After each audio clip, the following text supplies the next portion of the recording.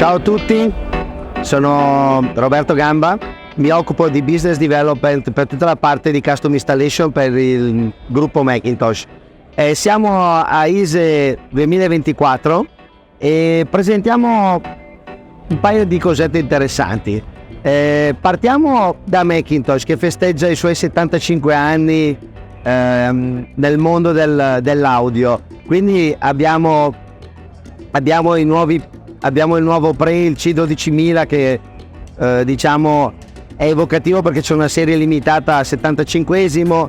Abbiamo i nuovi amplificatori da 2 kW Mac, quindi diciamo che mostriamo tutto quello che è l'anniversary di Mac, e al contempo Sonus Faber festeggia il 40esimo, quindi anche Sonus Faber quest'anno festeggia i suoi 40 anni, e siamo qui con alcune cosette interessanti, tra cui la sala cinema. Direi che siamo a ISE, parliamo di custom installation, quindi sala cinema che rispetto all'anno scorso subisce qualche modifica. Chi l'ha ascoltata dice che forse abbiamo fatto meglio, quindi vi racconto un po' qual è il setup e su cosa abbiamo puntato, in modo da darvi qualche riferimento in più per chi è interessato almeno a un po' di dettagli che a volte non riusciamo a spiegare, perché in fiera siamo sempre under pressure, come si suol dire.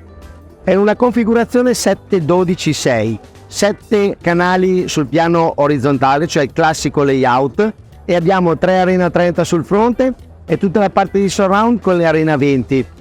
I prodotti non ve li racconto perché sarebbe complesso e lungo, vi lascio al nostro sito web dove ci sono tutte le specifiche. Per la parte Atmos abbiamo le Arena 10, novità perché l'anno scorso non c'erano, quindi diffusore molto particolare che utilizziamo anche nel nostro bar, perché abbiamo anche un bar, il Frankie's Bar, perché fondatore di Sonus Faber Franco Serblin e Frank che era il fondatore di Macintosh, quindi Frankie's, e abbiamo questo bar che è molto interessante.